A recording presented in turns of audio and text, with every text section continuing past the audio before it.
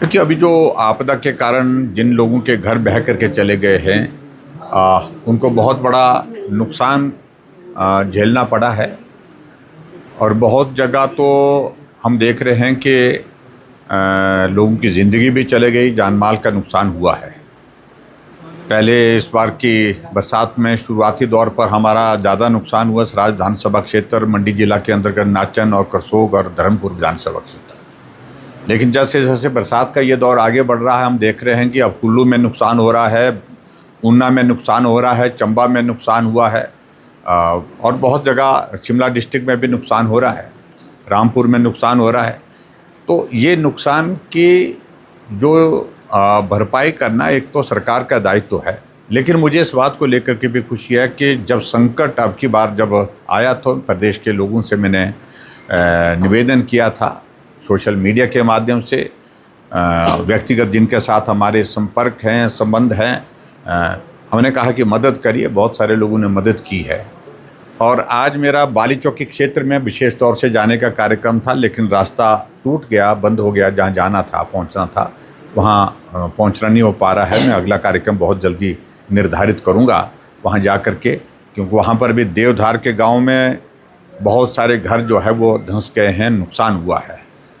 काऊ पंचायत के अंतर्गत बछाड़ में एक व्यक्ति की ज़िंदगी चले गई है, एक की डेथ हुई है, वहाँ भी नुकसान, वहाँ भी जाने का था।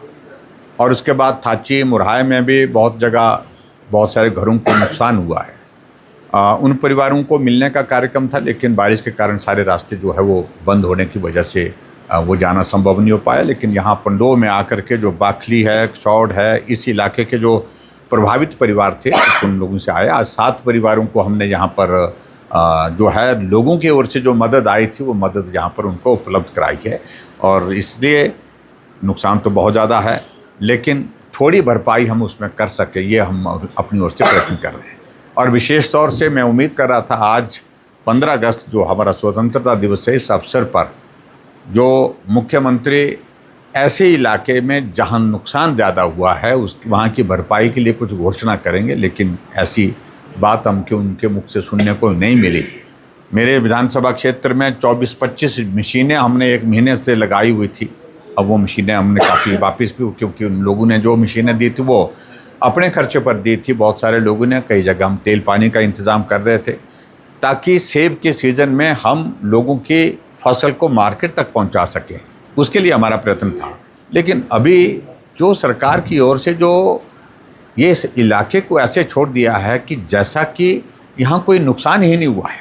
अपनी अब सरकार कह रही है कि सराज विधानसभा क्षेत्र के अंतर्गत 500 करोड़ से ज़्यादा सिर्फ पीडब्ल्यू डिपार्टमेंट का नुकसान हुआ है।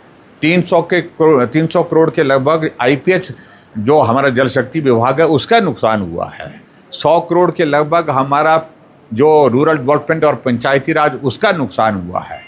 50 करोड़ के लगभग जो है हमारा इलेक्ट्रिसिटी बोर्ड का नुकसान हुआ है। लेकिन उसके बावजूद मदद के रूप में क्या मिल रहा है? हमें छोड़ दिया गया है, यहाँ भगवान भरोसे छोड़ दिया गया है। ये बहुत ही दुर्भाग्यपूर्ण स्थिति है। और मैं समझता हूँ कि मुख्यमंत्री को इतनी हीन भाव के साथ प्रभावित परिवार के लोगों की तरफ नहीं देखना चाहिए। जिस प्रकार से यहाँ अगर विपक्ष की यहाँ पर हमारे विधायकों की संख्या ज़्यादा है, जो प्रभावित इलाके, चाहे सराज है, नाचन है, करसोग है, चाहे धर्मपुर का हमारा धर्मपुर में तो उनका विधायक है, वहाँ पर भी मदद ज़्यादा नहीं मिल पाई है। तो ये सारी चीज़ों को लेकर के हमारे लिए चिंता का विषय है और मैं उम्मीद करता हूँ सरकार संज्ञान लेगी। अभी भी मेरे इलाके का, कल्हनी का इलाका, शौड़ का इलाका, नलवागी का इलाका ऐसा इलाका है जहां आने जाने का रास्ता बंद पड़ा हुआ है और लोगों का राशन वहां पर पहुंचाने की कठिनाई हो गई है। खच्चर मार्ग भी, खच्चर चलने लायक नहीं रह गए। पैदल चलने लायक जो रास्ते होते थे वो भी चलने के लायक नहीं रह गए। और वहाँ राशन जब अब ख़त्म फिर से हो रहा है तो ये बहुत बड़ी चिंता का विषय है। हम बार बार प्रशासन को कह रहे हैं कि उस सड़क को रिस्टोर कर दो, लेकिन सुनता कोई नहीं है।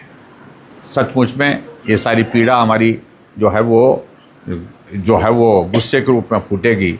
और मैं मुख्यमंत्री से कहना चाहूँगा कि यहाँ भी लोग रहते हैं, यहाँ भी मानवीय दृष्टिकोण जो है आपको रखना चाहिए। और जिसके बारे में हम यही कहेंगे कि तुरंत जो है आप एक बैठक करें और जो प्रभावित इलाके के लोग हैं उनको किस चीज़ की ज़रूरत है। आपकी अभी फौरी राहत नहीं मिल पाई है, जिनके घर चले गए उन लोगों को राहत नहीं मिल पाई है, जिन लोगों के परिवार के सदस्य चले गए हैं उनको राहत पूरी अभी तक आपने उपलब्ध नहीं करवाई है। अभी तक आपका वो पैकेज जो अनाउंस करने की आपने कहा था कि एक घर जाएगा तो हम 7 लाख रुपए देंगे, वो भी आपने नोटिफिकेशन नहीं किया है। सिर्फ भाषण देना, घोषणा करना एक बात होती है, लेकिन कैबिनेट आपकी हुई, 4 दिन की कैबिनेट हुई, लेकिन 4 दिन की कैबिनेट होने के बावजूद अभी तक नोटिफिकेशन आपकी नहीं हुई है कि वो पैकेज जो है देने की बात।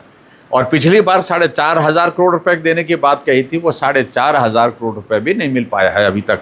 कहाँ किसको दिया है, ये बहुत बड़ा प्रश्न है। विधानसभा में हम पूछते हैं तो जवाब उसका नहीं दिया जाता है। तो मैं यही कहूँगा कि बहुत दुर्भाग्यपूर्ण स्थिति हिमाचल प्रदेश की है कि थी, वो होनी चाहिए थी लेकिन नहीं हो पा रही है। सिर्फ एक ही सोच के विपक्ष का विधायक है और विपक्ष का नेता है, इस कारण से सारा काम वहाँ पर टालते रहो, छोड़ते रहो और इस कारण से वहाँ पर काम नहीं हो। और सरकार बार बार आश्वासन देती है, भाषण देती है, लेकिन मदद के नाम पर कुछ नहीं करती।